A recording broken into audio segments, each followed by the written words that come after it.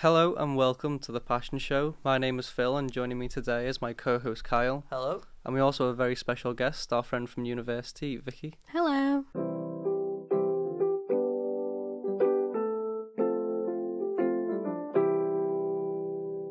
In today's episode, we're being talking about K-pop. Me and Phil know nothing of this subject, but Vicky knows all about it and she loves it. I think it's quite an interesting one, this one, because I know nothing.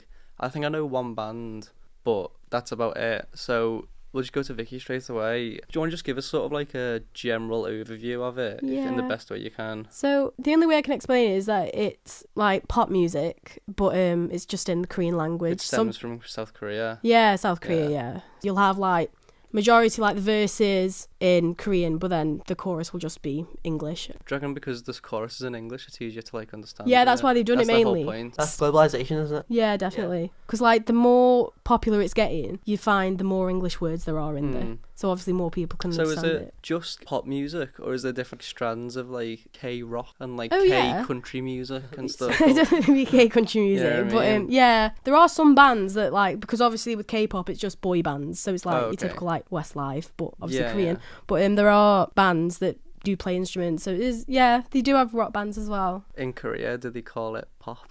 Oh my god. Probably. Who knows? Yeah, and then what did they call like Western music then? How did you get into K-pop? I was in sixth form and one of my friends was very much into it. I was just like, oh, like, what is it? And she sent me about like a 3-page list of all these bands' noise. And I was like, I know, I was kind of like, oh, okay then. But to be honest, when I first listened to it, I didn't like it. Yeah. I hated it. How long did it take you to sort of get into it? Like a couple of months. Really? Yeah. But you just sort of persisted at it? Or yeah, because when you like type in like just K-pop in YouTube, it comes up with just the generic stuff, doesn't it? Really? Style. Yeah. So, and obviously no one really likes it. Yeah. So obviously people are going to get that opinion that, oh, it's rubbish. I think the sort of general consensus on it is that it's a bit odd, isn't it? Yeah, it's more Eurovision-y, isn't it? Yeah, like it's so new, I believe. Like, never really heard of it before. 2014. People just sort of look at it and it looks a bit sort of odd. Very in your face, isn't it? Yeah. But I think like more and more people are starting to like get into it. So I know like genuinely I would not know where to start. It's enormous, isn't it? Like the fan base. But a lot of people massive. must like put in the time to understand it. Yeah, because it took me quite a while just to know like one band. Go on then. What's your favourite band? Probably BTS. So I know that one. Yeah, Same. that's the most famous one. Yeah. That one's Burn the Stage, innit? Yeah. Is that what it's called? No, well in Korean it's called Bantang Soyeondan. Yeah. I don't know if I'm pronouncing it right. But they've had to change it to be on the scene because of like Americans, they don't understand it. So so they've had to change it for the American audience. Wait, so. did I just get it completely wrong then? Yeah, but that's God. No, but that's the name of the film though. So they've released films and stuff of like concerts and stuff, so they've named it. Is this the film that when I was in work, I work in the cinema, when I was doing screen checks? Yeah, probably.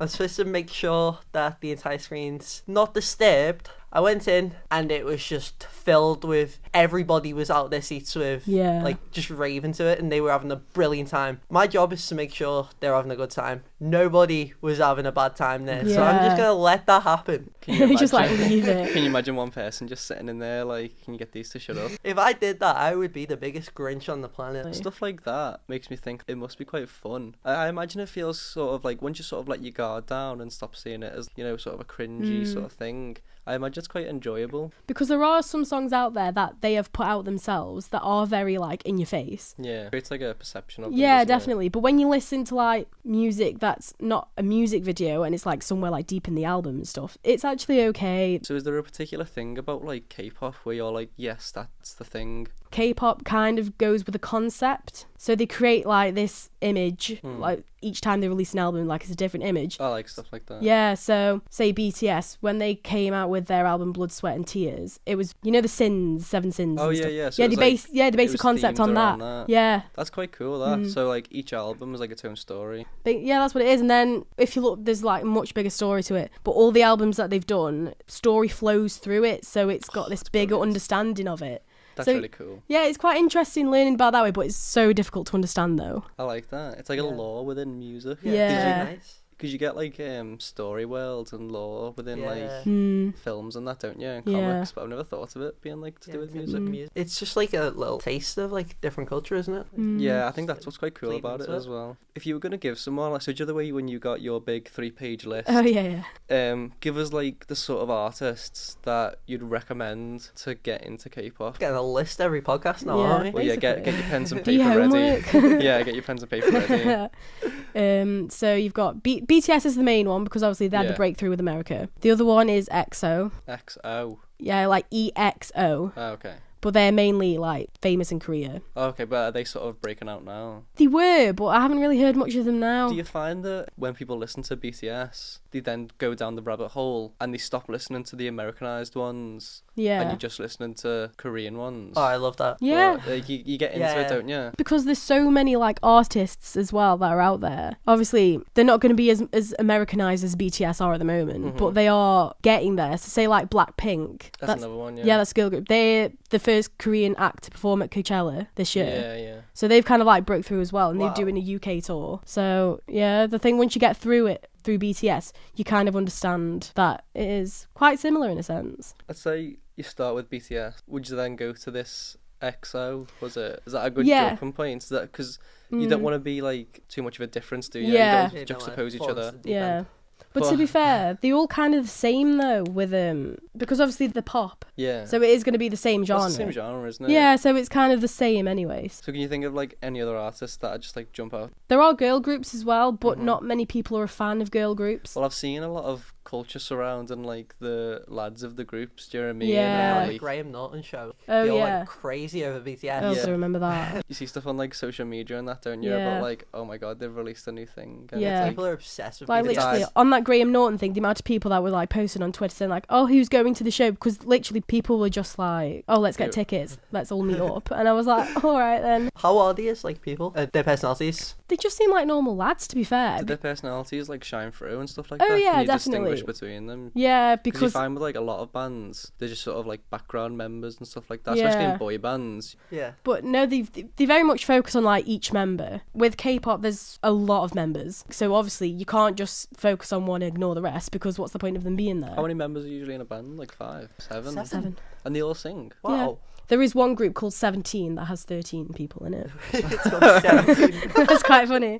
What? I don't get it. It's called 17. Yeah, that's And there's 13. 13 people in it, not 17. But Do you 13. 13's a boss name. Obviously, with them being so many members, you've got to give all of them a chance to get out there. So they all have like their own personalities and stuff. With each group, there is a leader. So obviously, people that like, it's more like the spokesperson of the group. And Like the Freddie Mercury. yeah, so like when you go to awards and stuff, they'll be the one that. Well, it'll be hard to have 13 different people doing an acceptance I know, speech. yeah. It'll just be Oh, like, right, thanks all the time. But, I thought you were going to do that 13 times then. oh my god, nah. The people who are normally leaders are the ones that can speak English as well. Yeah. Because obviously they need to. I imagine the whole Yeah. language barrier thing is a bit difficult to get into Definitely. it, because you can listen to it, but you might not be able to sort of like, if it's in Korean, obviously you can't understand Yeah, the lyrics, so yeah. there's no story there for you. So I guess when you were saying about the story being like narratively through all the albums, Yeah. is it hard to understand because it's all in Korean as well? Oh yeah, definitely. Because Yeah. sometimes when they translate the lyrics, you go on websites to see what the lyrics actually mean.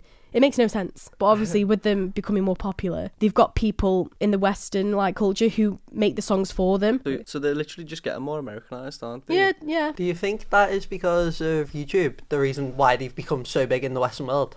Oh yeah, definitely. Because you see like music videos have got like 400 million views on them. Yeah. Popularity of K-pop just sort of, it displays that there's like more stuff out there. Yeah. It's like people want things that are different. Yeah. And is that sort of appealing about it? It's a bit of Yeah, like definitely. culture, isn't it? Yeah. It's become mainstream. That's what interests me about it, because if people can be that passionate Yeah, about I was literally about to make that same joke. if Yeah. people can be passionate about it, then surely there must be like a way to get into it. So I think we'll sort of wrap it up there. Cool.